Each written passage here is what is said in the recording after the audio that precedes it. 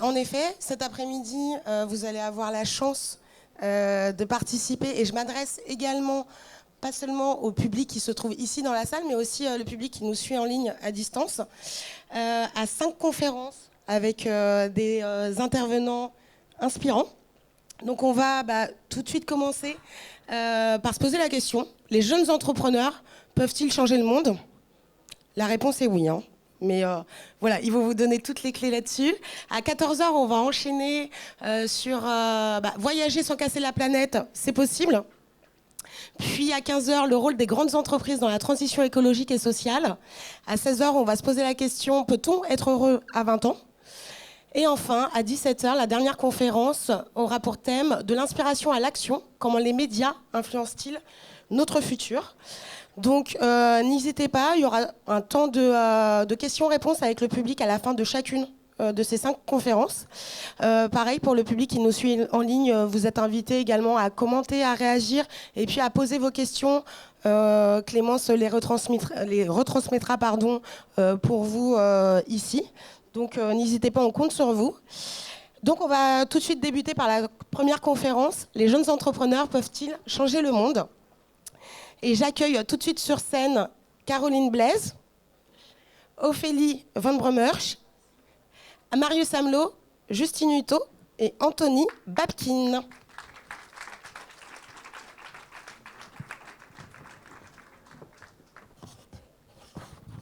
Et avant qu'il ne commence, bienvenue à tous, bienvenue Justine, merci d'avoir répondu présente un an après mon appel, et c'est fabuleux d'avoir remarqué. Simplement, quelque chose que j'ai omis de vous dire, et c'est un gros oubli de ma part. Vous avez remarqué ces fleurs derrière ? Alors c'est des vraies fleurs, hein, d'accord ? Ces fleurs, elles ont été faites par Aglaé. Aglaé, c'est une lauréate du prix Gabriel 2017, c'est Sophie. Et Aglaé, en fait, c'est un sérum non nocif pour les plantes, d'accord, qui est injecté dans les plantes, mais qui ne change pas le génome de la plante du tout, et qui n'a pas de dégâts environnementaux, qui permet d'avoir un éclairage fluorescent naturel dans la lumière noire. Et qu'est-ce que fait Aglaé en ce moment ? Elle intervient non seulement sur des événements, mais Aglaé, en fait, intervient dans les villes, et elle est notamment dans la ville de Chartres. Et le projet, c'est d'éclairer les villes par des plantes. C'est pas un beau projet, ça ? Et donc, de changer les sources d'éclairage que vous connaissez. Et ça fait 5-6 ans qu'elle y travaille, c'est remarquable, ça grandit bien. Voilà, je voulais rendre à Aglaé ce qui lui appartient. Ces magnifiques Anastasia que vous voyez, ces œillets, qui, si on était dans le noir total, vous ne vous rendez pas compte, c'est magnifique. Et vous pouvez faire des compositions incroyables.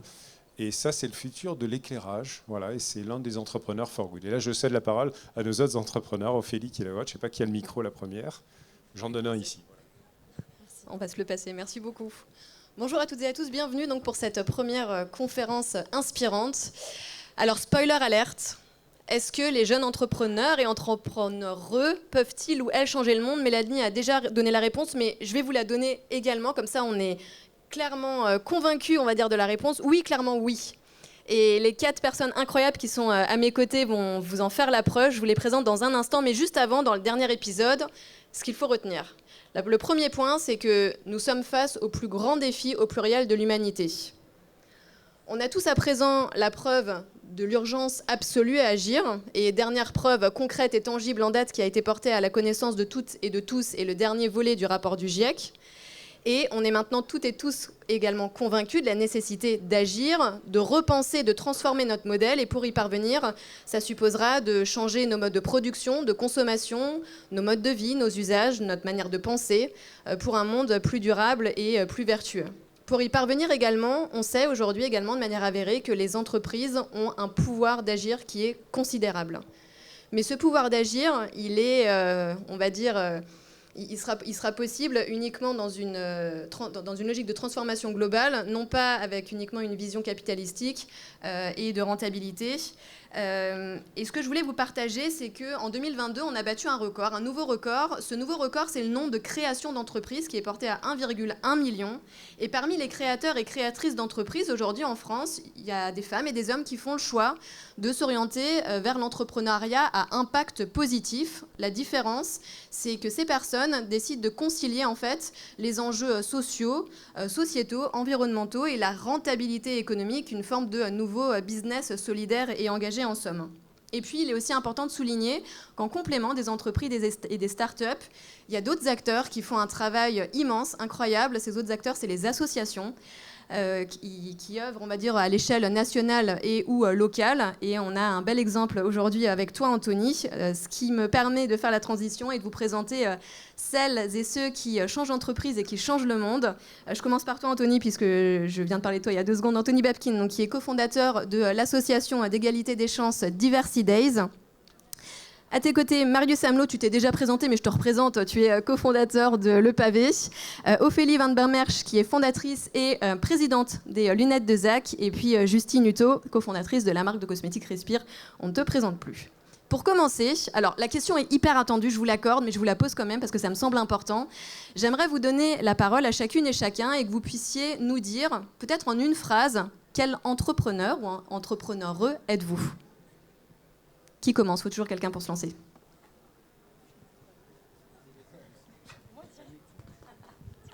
Hello tout le monde, déjà un grand merci pour l'invitation, je suis ravie d'être ici et bravo à Jean-Philippe et puis toute la famille et toute l'équipe pour tout ce que vous faites, je trouve ça vraiment génial et ravie de tous vous rencontrer aujourd'hui.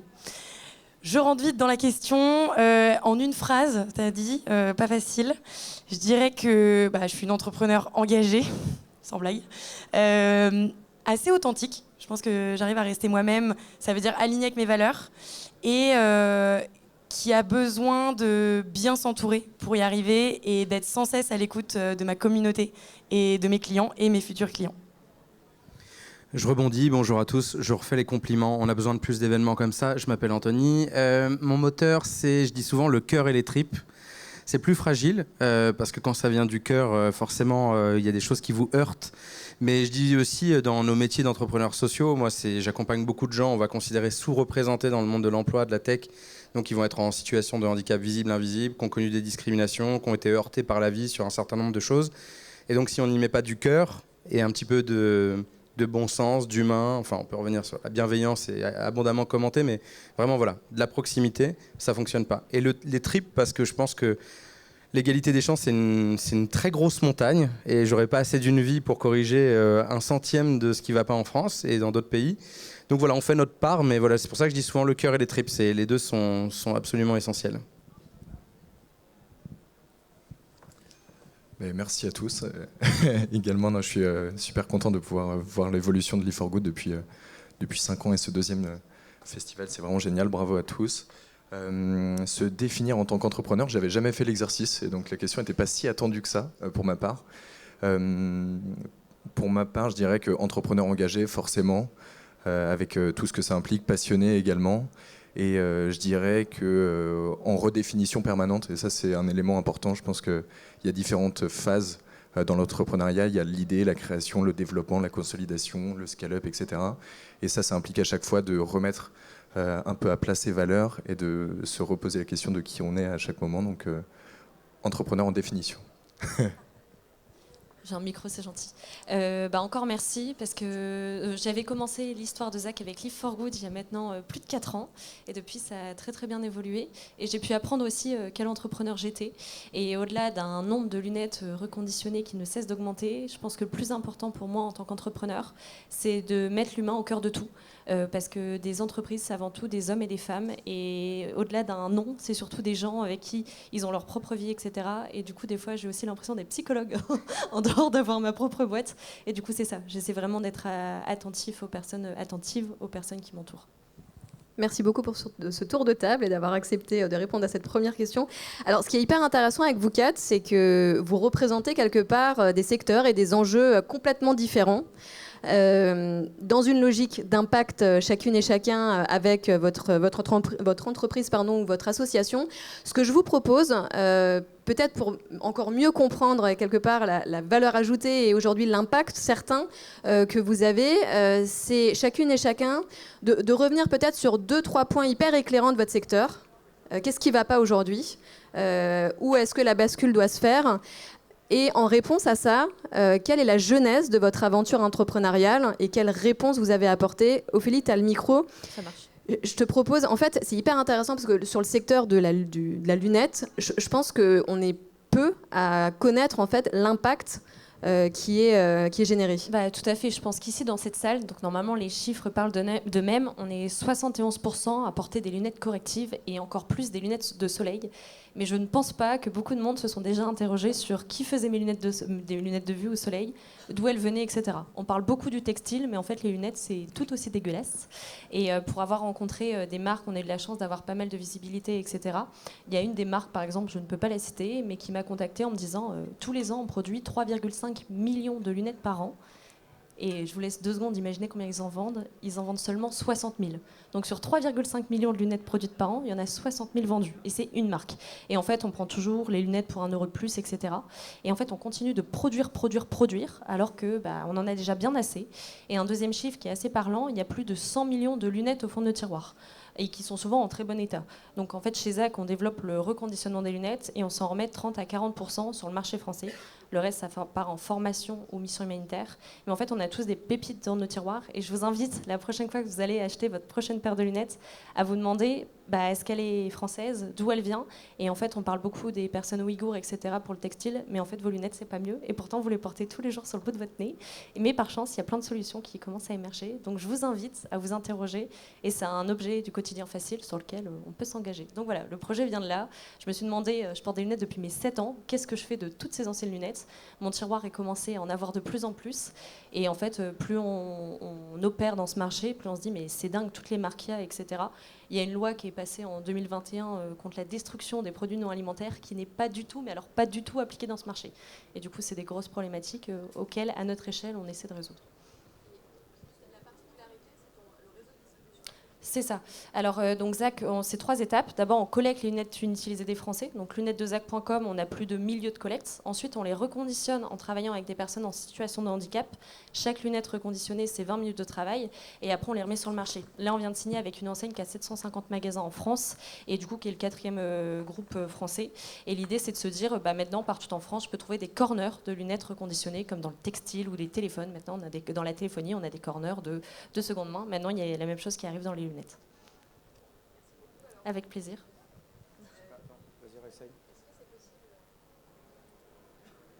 J'essaye, super, merci infiniment. Merci beaucoup Ophélie, on reviendra justement sur comment est-ce que tu vas plus loin et comment est-ce que toi personnellement tu souhaites avoir de l'impact. La transition écologique, elle s'intègre aussi dans l'industrie de la beauté, on le voit notamment, c'est une vraie préoccupation aujourd'hui pour les acteurs de la beauté, on le voit au travers des stratégies, des plans stratégiques notamment, c'est le cas de grands acteurs comme L'Oréal ou Garnier. Avant de lancer Respire, Justine, qu'est-ce qui toi t'a marqué personnellement par rapport à l'impact de ce secteur ? Alors c'est un marché qui est énorme. La beauté, la cosmétique, c'est 15 milliards d'euros en France. Je vous parle en valeur parce que moi, en nombre, j'en ai aucune idée. En volume, on n'a pas sorti le nombre de produits qui sont fabriqués et produits en France chaque année. Moi, ce qui m'a marqué, c'est 2 choses en fait dans l'impact de la cosmétique. C'est déjà la santé, parce qu'il y a des applications telles que Yuka, Inky Beauty, Clean Beauty qui sont sorties et qui ont permis aux consommateurs qui n'ont pas étudié en chimie de décrypter les ingrédients, les formulations de nos produits et de mieux comprendre ce qu'ils appliquent sur leur corps au quotidien. Et puis, ça a permis de révéler qu'il y avait beaucoup d'ingrédients qui sont utilisés depuis des années, mais qui sont encore utilisés aujourd'hui et qui sont controversés parce que autorisés en cosmétique, mais pour autant clairement controversés. Donc ça, déjà, moi, ça m'a impacté. Je me suis dit, à partir de ce moment-là, j'ai plus envie d'utiliser des ingrédients controversés dans mes produits. Et pourtant, il y en avait dans quasiment la totalité des produits que j'achetais. Ça, c'était il y a 5 ans. Et la deuxième chose, c'est l'impact au niveau carbone. On peut parler, il y a énormément de choses, parce qu'il y a aussi bien sûr les ingrédients, d'où on les source, comment on fabrique nos formulations, mais surtout le packaging. Vous voyez vos packaging de produits cosmétiques que vous utilisez au quotidien. Et aujourd'hui, on parle de plus en plus de cosmétiques solides, mais en fin de compte, le savon, un savon, nos grands-mères et nos grands-pères, ils utilisaient du savon. Et pourtant, un jour, il y a quelqu'un qui a créé le gel douche, et puis on a trouvé ça tous beaucoup plus agréable à utiliser. Et donc, on est passé au liquide, mais donc dans des packagings en plastique, pas spécialement recyclables, pas spécialement recyclés, ni pas spécialement rechargeables. Et puis, heureusement, depuis quelques années, on est de plus en plus à vouloir changer les choses. Donc, tu as cité les gros industriels. Et heureusement, eux aussi commencent à changer. Ça prend toujours beaucoup plus de temps que nous, les petits jeunes qui arrivons et qui essayons de mettre un gros coup dans la fourmilière. Et donc moi, c'est ça qui m'a marqué. Ça a été d'abord en fait la santé, comme je le citais, puisque j'ai eu un pépin de santé qui est sans gravité, mais c'était quand même une tumeur bénigne à la poitrine qu'on m'a annoncé quand j'avais 22 ans. Et donc pour moi, ça a été un peu un choc. Et puis en parlant avec les médecins, ils m'ont expliqué qu'il fallait que je fasse attention aux sels d'aluminium qui étaient dans mes antitranspirants que j'appliquais sur mon corps au quotidien, sur les aisselles, qui est une zone de la peau très fragile, et que je bouchais en fait mes pores de la peau et que j'empêchais le processus naturel de la transpiration. J'ai commencé à creuser là-dedans, c'est là que j'ai eu l'idée du déodorant naturel. Et aujourd'hui, là où je suis la plus fière, c'est que c'est encore qu'un petit pas. Je pense que Respire, on a encore une goutte d'eau dans l'océan des cosmétiques. Mais aujourd'hui, la catégorie déodorant, c'est la deuxième catégorie. Ça représente plus de 500 millions en France. Et c'est la catégorie qui croît le plus vite sur le naturel et le bio. Et je sais que Respire y contribue. Et donc ça, c'est ma grande fierté. Et pareil, on y reviendra parce qu'il y a plein de choses à dire également sur Respire et cette belle aventure entrepreneuriale et communautaire. Tu nous en parleras tout à l'heure. Sur le secteur du bâtiment, je rappelle un chiffre important, 23%. 23%, c'est le pourcentage des émissions de gaz à effet de serre en France, qui est lié notamment à la production des matériaux, au transport des produits, à la consommation de carburant sur les chantiers, également aux pratiques de recyclage. On y arrive. Quel a été, toi, Marius, ton propre constat au départ ? Ouais. Alors, le projet, il a démarré pendant ma dernière année d'études à l'école d'architecture de Versailles. Donc, on était sur le point de devenir professionnel et architecte. Et le constat, c'était de se dire que face à ce premier constat, notamment la pollution du secteur du bâtiment et les émissions de CO2 qui sont colossales, il y avait très très peu d'outils à notre disposition. Tu parlais de l'ensemble des émissions de CO2, ça représente entre 20 et 30%. Et sur ces émissions, on entend souvent parler des passoires énergétiques, sans savoir que les matériaux représentent à peu près 60% de ces émissions. Et en phase chantier, 60% des émissions sont émises. Et donc, premier constat, qu'on n'avait pas les outils pour le faire. Et le deuxième constat, qui était un peu hors du cadre scolaire, mais qu'on fait tous chaque jour en ouvrant n'importe quel magazine, qui était la pollution mondiale de différents produits, mais notamment la pollution des déchets plastiques. Et toute la quantité de déchets plastiques qui partaient en fumée ou qui allaient en fait perturber nos écosystèmes et la santé publique. Donc chaque année, quand on a démarré, ça c'est une statistique qui est intéressante, quand on a démarré, il y avait 311 millions de tonnes qui étaient produites chaque année, avec 9% de taux de recyclage à l'échelle mondiale. Aujourd'hui, il y a 450 millions de tonnes qui sont produites chaque année, avec toujours le même taux de recyclage. Et en si peu de temps, entre le démarrage de notre aventure et maintenant, en fait, on voit que la solution, ça ne s'est pas réglé en fait, depuis. Nous, ça nous donne de l'énergie pour essayer d'aller encore plus loin et encore plus vite. Et ça nous a donné une idée de nous dire, cette matière qui est à profusion et qui pose problème, qui est quand même qualitative, parce qu'elle a un certain nombre de propriétés intéressantes, qu'est-ce que ça donnerait si on essayait de la réintroduire dans le secteur du bâtiment ? Et je me permets juste de te couper parce que j'ai trouvé une citation de ton cofondateur, une anecdote de ton cofondateur que je trouve géniale. En fait, c'est quelque chose que tu as en toi depuis longtemps, puisqu'il paraît que tu faisais des essais dans ta cuisine. Ouais, en fait, utilisant les déchets et de la poubelle jaune, et le four et le blender. Et que mais c'est vraiment comme ça que ça a démarré. Non, mais on a eu ce double constat et on s'est dit, mince, on ne peut pas être architecte comme on avait prévu de l'être. Il faut absolument qu'on s'engage. Et la question, c'est de se dire, est-ce que on serait capable de réinventer nos propres outils pour la profession. Et à partir de ce moment-là, on s'est posé cette question et on est sorti dans Versailles, on a fait les poubelles, on a récupéré des bidons, des morceaux de canettes, des morceaux de papier, etc. Et on a été voir sur Internet tout simplement transformer telle matière, telle matière, telle matière. On s'est rendu compte que le plastique avait des vraies possibilités. Et donc oui, on avait un petit four à pizza qu'on n'a jamais réutilisé ensuite, un blender qu'on n'a jamais réutilisé non plus. Qui nous a permis de faire nos premiers tests et d'aller convaincre en fait l'ensemble de notre communauté aujourd'hui, qui est assez hétéroclite et ça a été long à mettre en place, qui est faite d'architectes, de designers qui permettent de créer les débouchés, qui est faite aussi d'industriels qui nous ont permis d'inventer notre nouvelle technologie et de recycleurs qui s'engagent avec nous, de collectivités pour mieux collecter nos déchets. Tout à l'heure, quand tu es monté sur scène, tu as donné déjà quelques chiffres. Donc aujourd'hui, c'est 30 personnes qui sont salariées dans l'entreprise, 2 usines. Est-ce que tu as parlé d'un usage qui est important et qui sera conséquent, notamment l'année prochaine, qui sont ces fameux 11 000 sièges de la piscine olympique. Est-ce que tu peux peut-être nous préciser quelques autres exemples d'usage de ce que vous faites avec le pavé ? Donc on a réalisé, c'est quasiment un projet par jour qui se fait avec le pavé aujourd'hui. On a recyclé 500 tonnes de déchets depuis le démarrage. Et l'année prochaine, on va en recycler 1500. Donc il y a un beau ramp-up. Et après, au niveau des applications, nous, ce qui nous passionne, c'est qu'on ne fait que produire des panneaux. ouvrir les possibles. Et en fonction des personnes qui vont utiliser ces panneaux, il va y avoir une multitude de possibilités. Donc ça va vraiment du couteau utilisé et produit par une entreprise du patrimoine français qui est centenaire, qui fait des couteaux qui sont disponibles au BHV ou aux Galeries Lafayette. Il en a déjà fait plus de 40 000, donc on est un peu présent partout grâce à lui. En passant par des comptoirs, donc on fait partie des concepts de Oh My Crime, de Kiabi, Eram, donc différents magasins qui ont intégré notre concept, KFC aussi, et du revêtement de murs, donc de douche, utilisé par des entreprises comme Eiffage sur la rénovation de 12 000 logements. Donc c'est vraiment très très large, mais notre expertise est assez concentrée, et ensuite on capitalise sur toutes les personnes avec lesquelles on bosse. Je précise que vous avez le soutien notamment de l'ADEME, de la BPI, de la région Île-de-France, entre autres, et avec de belles perspectives, on en parlera juste après. Alors, de l'autre bout du spectre, il y a toi, Anthony, qui est un peu le porte-drapeau de l'associatif aujourd'hui, si je peux le dire comme ça. Sur la table. Sur la table.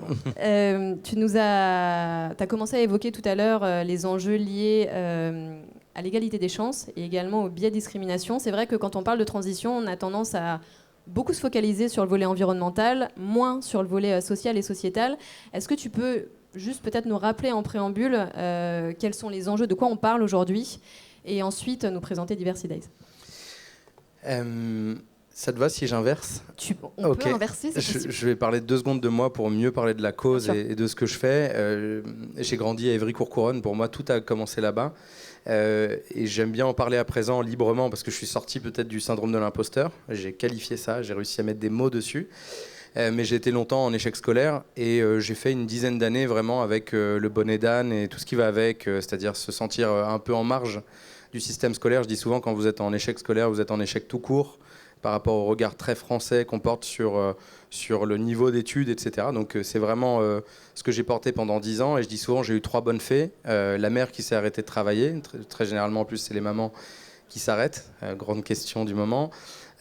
Deuxième chose, ça a été le soutien scolaire. À côté, j'ai eu une ville qui était assez engagée sur, on va dire, les kilomètres supplémentaires pour faire en sorte d'obtenir son bac, son brevet, etc.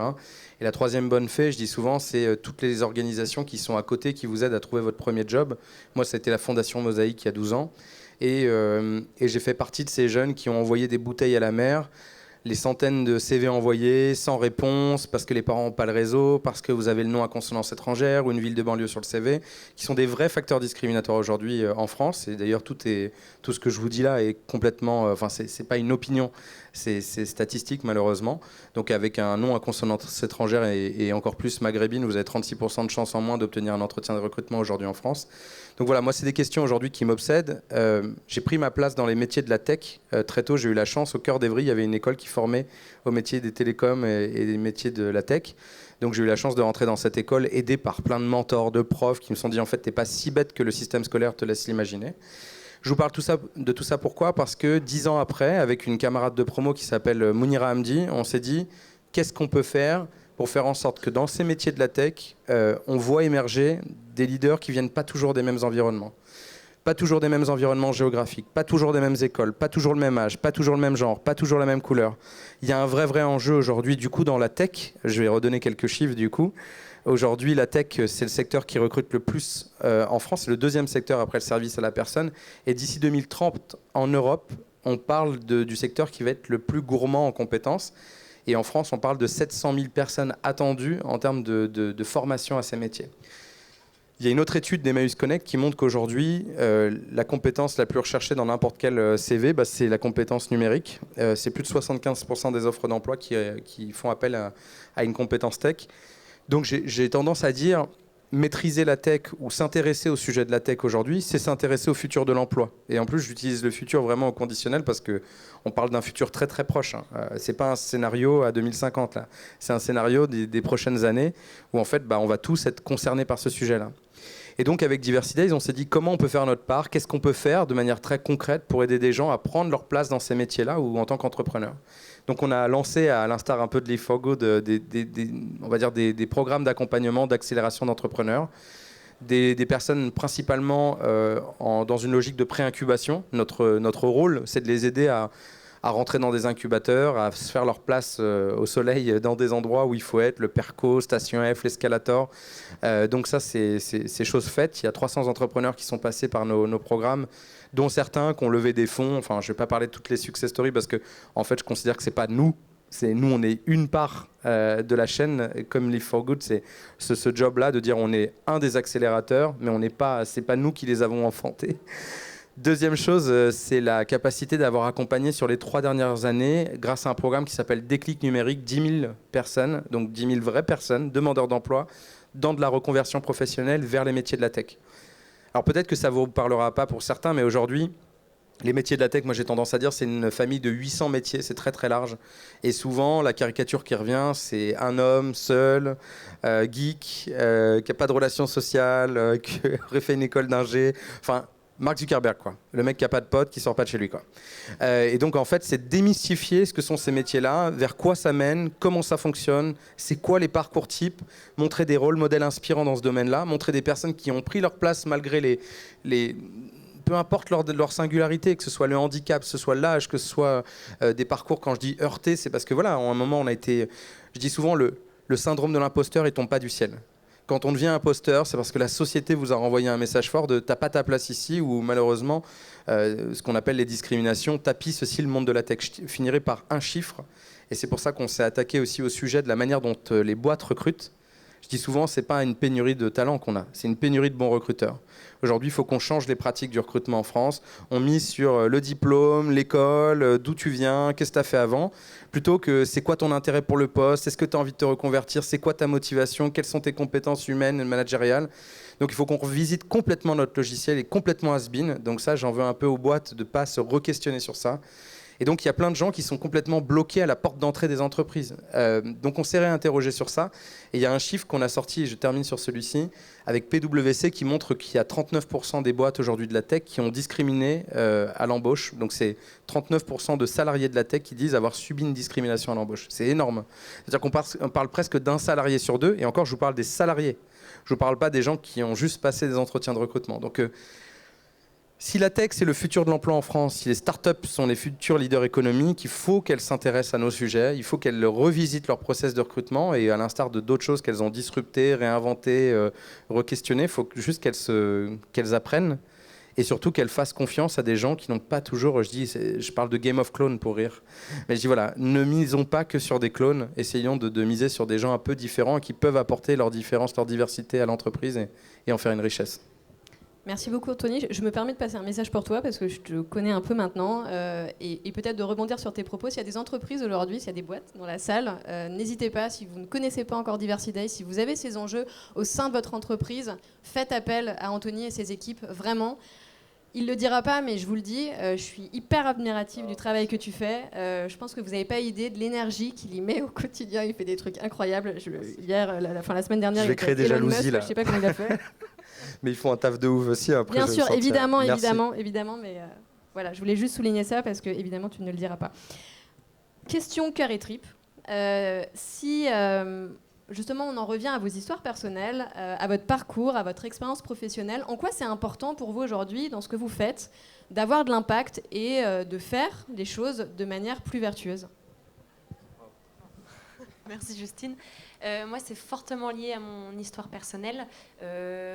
Déjà pour commencer, j'ai ma maman qui est tombée malade d'un cancer quand j'avais 7 ans et elle est restée malade pendant 10 ans et malgré ces 10 années de lutte, en fait, elle continuait d'être engagée, notamment parce qu'elle a une sœur en situation de handicap et c'est aussi pour ça que j'ai souhaité favoriser à mon échelle l'inclusion de personnes en situation de handicap.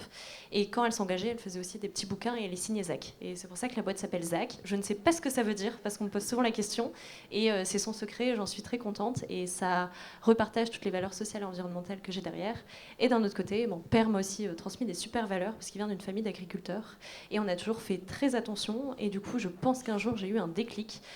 Pour toute l'histoire, j'ai regardé mes lunettes à la fin d'un cours de philosophie et je me suis dit mais qu'est-ce qu'on en fait?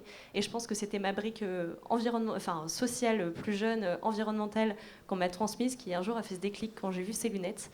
Et après, j'étais trop jeune, honnêtement je trouve que j'étais un petit peu trop trop jeune, j'avais pas encore la maturité à 17 ans.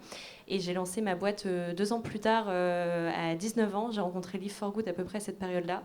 Je viens de Lille, on devait faire un business plan sur la bière étant lillois, mais honnêtement, le projet ne serait pas allé très loin. Et du coup, je l'ai fait sur les lunettes parce que j'avais cette idée-là et c'est comme ça que la boîte s'est lancée. J'ai rencontré mon associé Antoine pendant le Covid aussi parce que c'était l'opticien de mon village et il me prêtait sa petite mallette et après, ça s'est lancé comme ça. Merci beaucoup, Ophélie. Marius ? Ouais. Moi, je pense que ça demande énormément de courage pour moi de ne rien faire. Et très régulièrement, chaque semaine, en fait, je me demande si je suis à l'aise avec ce que j'ai fait la semaine d'avant. Et ce qui m'a amené à entreprendre, c'était de me dire vraiment, est-ce que je suis à l'aise avec le constat que j'ai pu faire et le fait que je ne fasse potentiellement rien pour essayer de le résoudre. Et je pense qu'on parle souvent de chacun faire sa part. Et pour moi, ça nécessite encore plus de courage de ne pas la faire que d'essayer d'aller de l'avant et d'essayer d'être optimiste pour changer les choses d'une manière positive. Et donc c'est vraiment ce qui nous drive. Et je pense que ça fait partie d'une des valeurs qui est assez forte dans l'entreprise, qui est la considération. Et je pense qu'à partir du moment où on considère réellement une cause ou une personne, on a l'engagement qui vient et l'action qui suit. Et c'est ce qui nous drive au quotidien. Et voilà. Merci beaucoup. Justine ? En fait, je pense qu'aujourd'hui, on n'a pas le choix. C'est simple, mais on est une génération où ça fait des années qu'il y a un discours super anxiogène, on va se le dire. Et c'est dur le fait qu'il soit anxiogène, mais en même temps, ça fait du bien, parce que c'est ce qui fait qu'on ouvre les yeux et qu'on se rend compte qu'on n'a pas le choix que de changer quelque chose. Il y a un livre, enfin c'est une bande dessinée, je pense que vous l'avez peut-être lu, mais que j'adore là, dans la dernière année, c'est Un monde sans fin de Jean Covici, et qui est vraiment super parce que oui, il y a un côté anxiogène, mais il y a surtout un côté de... Ça va pas nous arrêter de vivre, en fait. Faut changer notre manière de vivre et on va tous y arriver. Donc c'est plus, je pense que ça fait partie de la manière dont on est formaté aujourd'hui. Et ceux qui ne sont pas formatés comme ça, c'est un problème. Donc à nous, dans notre manière de faire notre business, d'éduquer les gens, de montrer, moi au niveau cosmétique, de montrer qu'on est capable aujourd'hui de consommer du solide, que ce soit des déodorants solides, des shampoings solides, même si je ne fais pas que du solide, parce que on donnait tous plein de chiffres, mais le marché du shampoing, le solide, c'est que 7%. Donc il y a 93% des personnes qui ne sont pas encore prêtes à passer au shampoing solide. Si vous n'y êtes pas encore passé, je vous mets au défi d'essayer. C'est comme un savon qu'on frotte dans ses cheveux, sous l'eau, ça mousse vraiment bien et ça donne pas du tout les cheveux rêches. C'est vraiment... Et en fait, il n'y a plus de packaging. C'est beaucoup plus éco-responsable aujourd'hui. Donc en fait, il faut juste... nous, notre défi, c'est de réussir à aller convaincre les consommateurs de changer leurs habitudes de consommation. Je sais à quel point c'est difficile, mais aujourd'hui, on est formaté comme ça et... Moi, c'est comme ça que je vais avancer. Et tu parlais beaucoup de tes parents, mais je pense que l'éducation qu'on a aussi, les parents, c'est hyper important. Et moi, j'ai un papa qui est chef d'entreprise d'une PME, qui fait de l'aménagement de véhicules utilitaires. Rien à voir avec moi, une petite PME dans le 77. Et il n'était pas vraiment ouvert à tous ces sujets depuis des années. Et puis, il y a 2 ans, je l'ai fait rentrer dans la Convention des entreprises pour le climat. Et c'était 150 entreprises qui se sont réunies pour mettre en place chacun une convention, un protocole qu'on allait mettre en place dans nos entreprises pour évoluer de manière beaucoup plus éco-responsable. Et mon père, ça lui a ouvert les yeux. Et de voir aujourd'hui que je peux avoir des débats et des discussions avec lui autour de l'écologie et du monde de demain, ça me touche. Je me rends compte qu'on est tous capables d'aller dans la bonne direction, en fait. Merci beaucoup, Lucie. Je pense qu'on est tous chanceux, c'est vrai, parce qu'on vit nos trucs au quotidien. Donc c'est vrai qu'à vous entendre, je me reconnais. Je ne vends pas de shampoing, mais j'entends que c'est une responsabilité aussi qu'on a de porter, prêcher la bonne parole, porter l'optimisme aussi, parce que dans cette espèce de narratif très négatif, c'est vrai que de redescendre d'un niveau, aller sur le terrain, rencontrer les gens, les accompagner, en fait, ça rend optimiste, parce qu'on voit plein de gens qui se bougent, qui ont envie et qui sont prêts aussi à se dépasser. Moi, je voulais juste donner un exemple tout simple sur l'ouverture aux autres. Par rapport à mon parcours, j'étais très ouvert sur les questions plutôt de diversité sociale ou ethnique. J'ai grandi à Évry, c'est une des villes où il y a le plus d'ethnie en France. C'est une des villes les plus jeunes de France aussi, donc... c'est une ville très cosmopolite, très ouverte, très multiculturelle. Je sais que ces mots font saigner les oreilles de certains, mais c'est le cas. C'est une ville ouverte sur les autres, sur le monde. J'ai grandi là-dedans. Et c'est vrai que j'avais un peu mes obsessions de dire comment on aide d'autres enfants de banlieue à émerger, à prendre leur place. Et la vie a fait que sur mon chemin, j'ai rencontré un mec qui a 6 ans, on est en couple aujourd'hui, c'est un rural, donc on a eu absolument pas du tout les mêmes vies. Je dis pas que c'est... Enfin voilà, c'est d'autres vies, il a d'autres pères, c'est un tout petit bled au milieu de la campagne, zone blanche, enfin je veux pas vous faire de caricature, mais... Et en fait, je me rends compte d'une chose, c'est qu'on n'a pas eu les mêmes emmerdes, mais ça a eu les mêmes conséquences. Et en fait, je considère qu'on est beaucoup à avoir été heurtés par la vie, que ce soit le handicap, les discriminations, qu'elles soient formelles ou informelles, etc. Et on ne les a pas vécues de la même manière, en revanche, les mêmes séquelles. Le doute, le syndrome de l'imposteur, la remise en question, le fait de ne plus avoir l'énergie à pousser les portes, à rechercher un job, etc. Et aujourd'hui, mon combat, ce qui fait que j'ai envie de me lever chaque matin, c'est de redonner espoir à des gens, de leur dire « tu as ta place ». Les remettre dans des positions aussi de dignité, où on leur remet en face des recruteurs qui ont les codes aussi. C'est de l'autre sens, c'est d'éduquer aussi dans l'autre sens, permettre à l'interlocuteur d'avoir la bonne attitude. Bah tiens, j'ai trouvé bizarre en entretien, qu'est-ce que tu sais ? Ça se trouve, il a un trouble autistique tout simplement, et en fait c'est toi qui as des biais, qui ne sait pas te former, qui n'a pas su prendre, de corriger tout ça. Donc voilà, je me sens comme animé d'une responsabilité de dire à tous ces gens qui sont en position de responsabilité, revoyez votre logiciel. Et parce que, en fait, finalement, on crée de l'exclusion, parfois de manière inconsciente, involontaire. Il y a de la maladresse. Moi, je ne remets jamais en se disant la discrimination, c'est quelque chose de voulu, heureusement, parce que sinon, je me réveillerais même plus le matin. Et je considère qu'il y a toute une part de gens qu'il faut qu'on éduque, qu'on sensibilise à ces sujets. Mais voilà, je me dis juste que le processus même des discriminations, de l'exclusion, c'est notre incapacité parfois à nous remettre en question sur nos manières de parler, de faire, les petits tics de langage. Je ne sais plus quel politique encore récemment, dans une interview à Grande Écoute, a dit voilà, je ne suis pas autiste.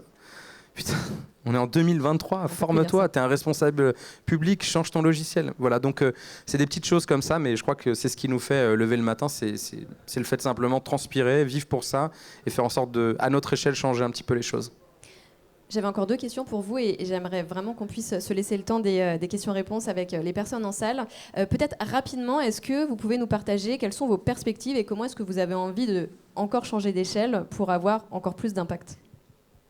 Alors j'ai pas mal de choses en tête, mais je dirais nous un gros focus pour Respire. En fait, Respire, on n'est pas que distribué en ligne, on est présent dans 3500 points de vente dans toute la France et majoritairement aujourd'hui en pharmacie, donc c'est pharmacie, Monoprix et Sephora. Mais pharmacie, on n'est encore que dans 1000 pharmacies et il y en a beaucoup plus que ça en France, il y en a 20 000. Et donc gros objectif pour nous aussi de changer un peu le secteur de la pharmacie parce que vous connaissez tous la pharma, on y va tous régulièrement, mais les produits qu'on trouve en pharmacie, c'est des produits notamment avec des packaging, beaucoup, il y a très peu de solides. Les formulations, il y a aussi encore quelques ingrédients controversés présents, notamment en pharmacie. Donc moi, c'est un gros objectif de changer aussi le secteur de la pharmacie avec Respire. J'ai autre chose en tête, il y a... Pour changer les habitudes de consommation dont je parlais tout à l'heure, c'est surtout bien comprendre les habitudes de consommation des consommateurs. Et j'ai lancé ce matin un concept, un projet sur lequel on a réfléchi avec l'équipe et qui nous a fait beaucoup rigoler. Tu l'as vu ? C'est J'irai me doucher chez vous. Donc c'était une photo de moi postée sur LinkedIn avec une pancarte J'irai me doucher chez vous. J'avais bien sûr la serviette sur la tête et en peignoir. Et on va aller en juillet faire un tour de salle de bain de nos consommateurs, mais pas que, aussi des personnes qui ne nous consomment pas, surtout pour comprendre ce qu'ils consomment. Il y a quoi dans leur salle de bain, il y a quoi dans leur douche, c'est quoi les packaging qu'ils ont au quotidien, parce qu'en fait, même si on pose beaucoup de questions à nos consommateurs, c'est que du déclaratif. Et chacun, on va pas dire qu'on a des tonnes de plastique chez nous.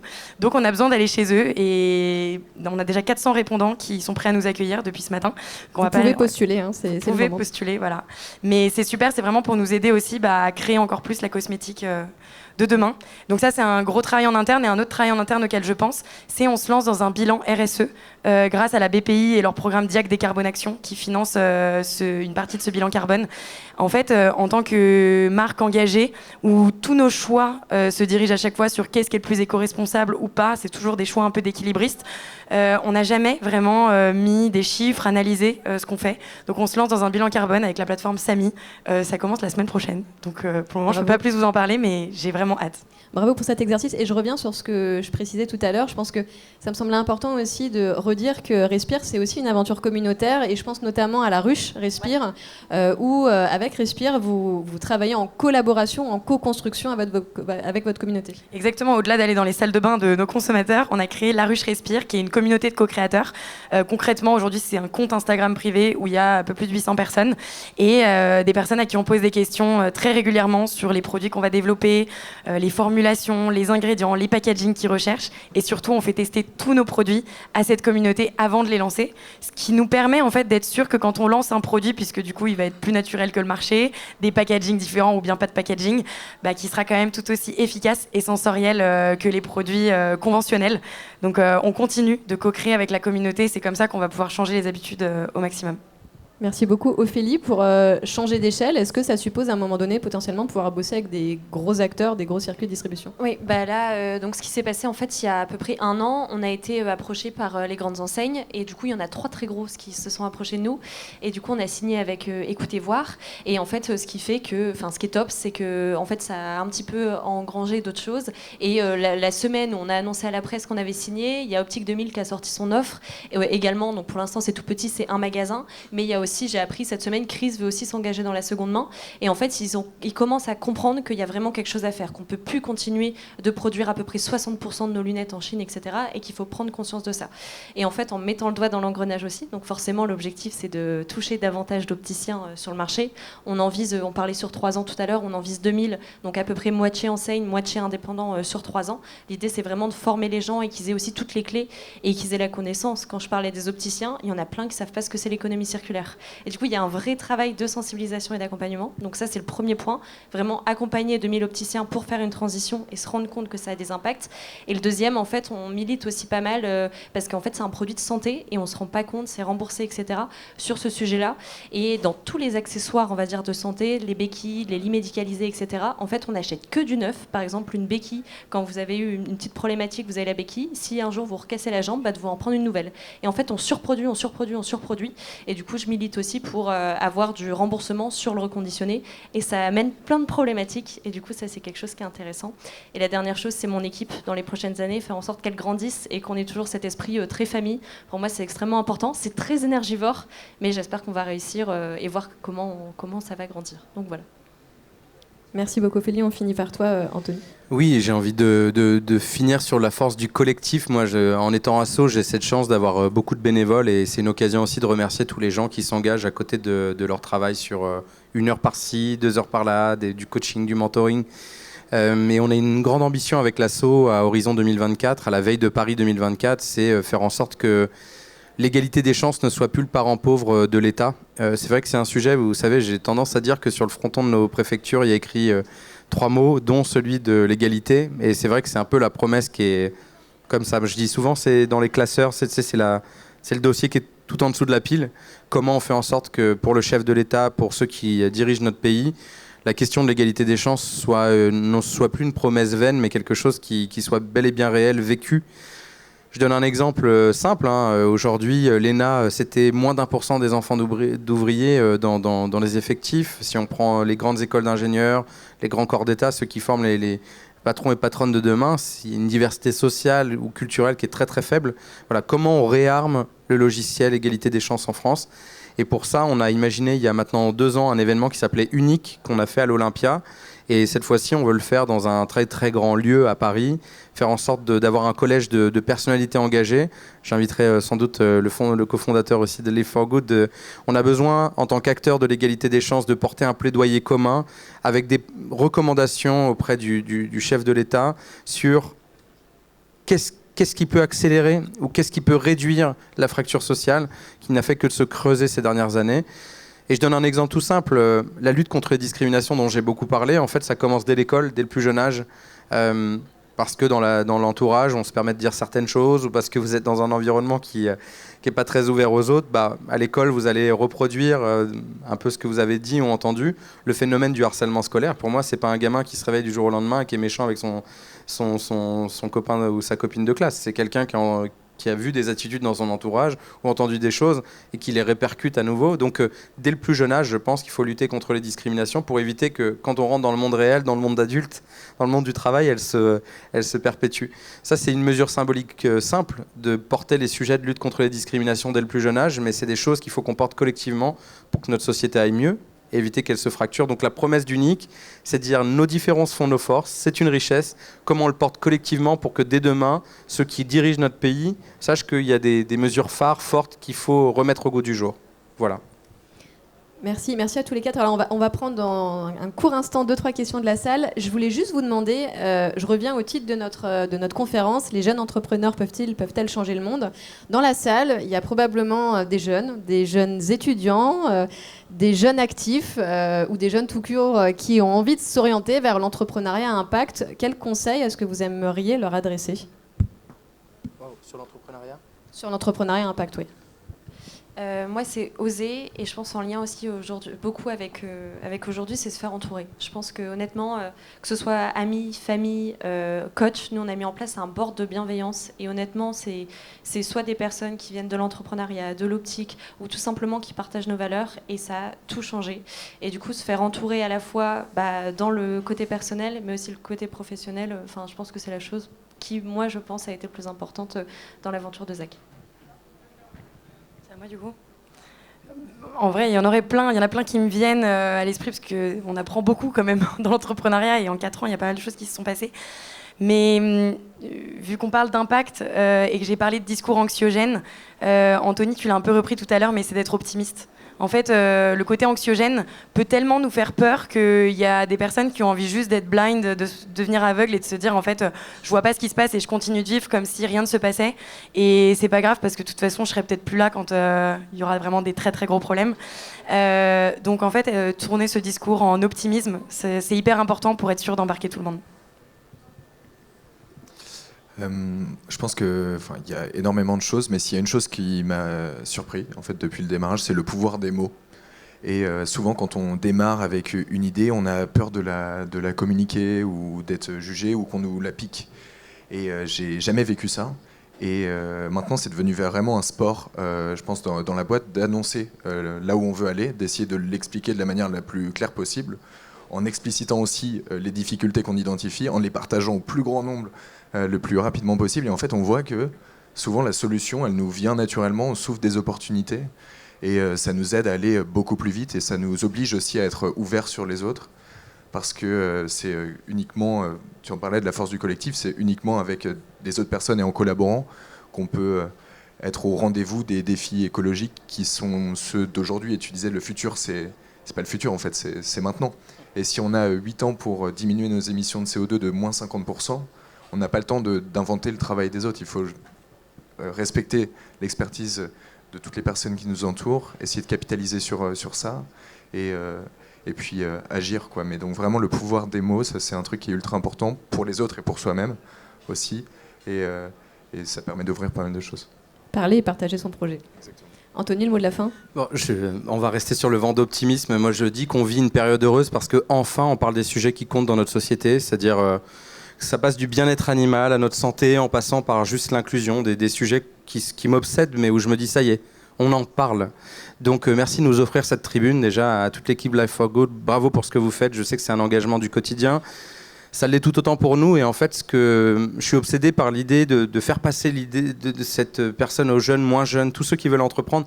Vous n'êtes pas seuls. Il y a plein d'organisations, elles sont très nombreuses. On parle de Life for Good, Diversity Days, Article 1, Mosaïque, NQT, Get Up, voilà, il y a plein de tiers de confiance, donc rapprochez-vous d'eux. Pour moi, ce sont la meilleure manière d'avoir le pied à l'étrier. Et ensuite, il faut revenir à quelque chose d'assez simple. Il y aura des portes fermées, il y aura des écueils, il y aura des mauvaises attitudes, il y aura des mauvais comportements. Et je crois que c'est notre devoir collectif maintenant d'oser dire. Écoute, ce que tu viens de me dire, ça ne m'a pas plu, ça m'a blessé. Je te le dis pour pas que tu recommences la prochaine fois. J'ai pas été agressif, je me suis permis juste de dire à Caroline la manière dont tu m'en as parlé, ça m'a pas plu. Et voilà, on a ce devoir un peu plus de faire attention à l'autre. On est dans une période où il y a eu plein de crises sociales et sociétales, Black Lives Matter, MeToo et d'autres crises plus environnementales avec le Covid, etc. Et donc je crois que ce sujet de la bienveillance, c'est pas un mot tarte à la crème, c'est juste un enjeu tous de bien vivre ensemble, de faire société et de permettre à d'autres entrepreneurs de prendre la place dans l'ascenseur. Merci infiniment à tous les quatre. Alors là, je m'adresse aux organisateurs. Je sais qu'il est 14 h, mais on a commencé un tout petit peu en retard. Je peux prendre une ou deux questions de la salle. Merci beaucoup. Alors, alors, je vois une première main. Est-ce que ça te dérange de te lever et comme ça, je te donne le micro pour qu'on entende bien ta question. Et je te laisse te présenter. C'est toujours plus sympa pour les personnes qui sont sur scène. Ouais. Bonjour, je te laisse poser ta question. Merci beaucoup. Bonjour, merci beaucoup déjà pour la qualité de vos interventions. Donc, je m'appelle Mariana Rose et aussi merci Justine parce que j'ai eu la chance de te rencontrer sur une aire d'autoroute il y a quelques mois et c'est ce qui m'a donné la force et le courage de me lancer dans mon projet. Donc voilà, je suis actuellement salariée dans la tech justement, mais je me lance dans mon projet. Et vous avez mentionné justement tout à l'heure à quel point en 2022 il y a eu un nombre record de création d'entreprises. En plus de ça, vous avez mentionné au niveau de ZAC justement comment les grandes marques sont en train aussi de se lancer dans le type d'initiative que les entrepreneurs lancent également.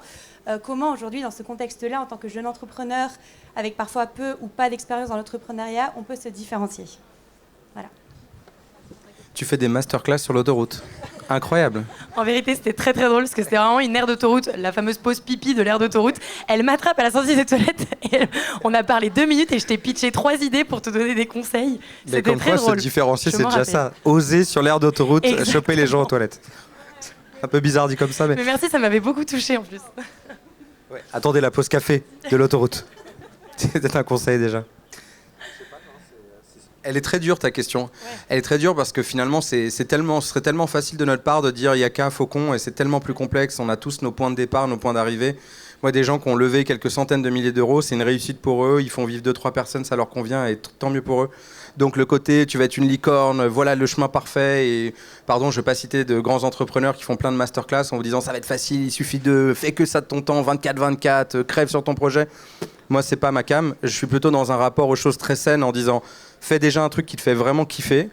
Et en fait, on devient solaire quand on fait ce qu'on aime. Les gens viennent déjà plus naturellement à toi. Tu l'as été, regarde, tu viens à nous, tu vas même sur les aires d'autoroute pour pitcher ton truc.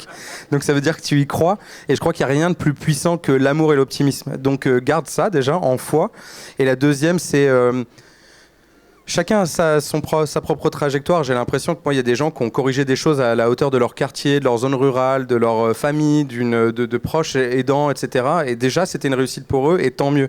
Et donc, certains se diront, bah voilà, moi, j'ai envie d'être international, scale-up, lever des fonds. Il faut être prêt à ça aussi. Parce qu'en fait, c'est un monde quand même qui est très dans l'entre-soi, très endogame, très masculin, très Game of Thrones, comme je disais tout à l'heure. Donc, il faut vouloir aussi rentrer dans cette matrice-là.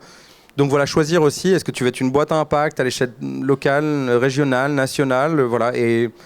Mais le meilleur conseil que j'ai envie de te donner, c'est entoure-toi de tous les acteurs qui font foi là et qu'on a priori... et on est tous différents. C'est important aussi de te dire qu'on a tous des logiciels. Parce que parfois on me dit, mais pourquoi vous bossez pas tous ensemble? Parce qu'on a tous nos singularités. Nous, on va être très ancrés sur des personnes en situation de handicap. On va peut-être plus avoir les codes pour accompagner certaines personnes. Et d'autres vont dire, nous, on va être plus fort sur des jeunes de quartier, de tel... Les deux ne sont pas incompatibles, on peut être, l'intersectionnalité existe aussi. Mais je veux dire, voilà, chacun aussi a ses particularismes et voilà, c'est ça que j'avais envie de répondre. Ouais, est-ce qu'on parle tous les quatre? Je sais pas. En fait, c'est un peu. Enfin, je vais pas reprendre ce que tu viens de dire, mais c'est ça. Là, ce que tu fais déjà, être venu me voir en effet sur l'aire d'autoroute, venir sur scène, nous poser une question. Et pour tous les autres qui osent pas, en fait, c'est oser. Aller poser des questions, aller envoyer des mails, aller envoyer des messages sur LinkedIn. Moi, j'en reçois tous les jours et malheureusement, je peux pas du tout répondre à tout le monde. Mais quand j'ai lancé Respire, j'ai écrit à tellement de personnes et c'est même pas 1% des gens à qui j'ai écrit qui m'ont répondu. Et le peu de personnes en fait qui m'ont répondu, ça m'a beaucoup aidé, notamment ma première docteure en pharmacie, partenaire avec qui on a développé le premier déodorant. Donc en fait, il faut enfoncer des portes ouvertes et si ça nous ferme la porte, on rentre par la fenêtre. C'est cette expression, il faut la prendre au mot. Donc bien s'entourer parce qu'on n'a pas non plus la science infuse et on doit aller chercher les compétences ailleurs parce qu'on ne sait pas tout et c'est normal de ne pas tout savoir, clairement. Et puis, ce que tu disais, Marius, le pouvoir des mots, parler. En fait, moi, j'ai lancé un déodorant naturel. Sincèrement, je ne suis pas la première à avoir eu l'idée. Des déos naturels, il y en a aussi déjà sur le marché. Et j'étais pas en train de révolutionner le monde. C'est qu'un déo naturel, il y a beaucoup de gens qui m'ont ri au nez. Mais j'ai parlé, j'ai raconté mon histoire, j'ai raconté mes tripes, d'où ça venait. Et j'ai voulu porter mon message haut et fort pour que ça aille toucher certaines personnes et que certains aient envie de me soutenir. Et ça a marché. Donc, pas hésiter à parler, même si je sais que les réseaux sociaux, pour certains, c'est très dur de parler face caméra et d'oser raconter son histoire. Ça a été très painful pour moi aussi au début, croyez-le, et aujourd'hui, ça devient plutôt naturel.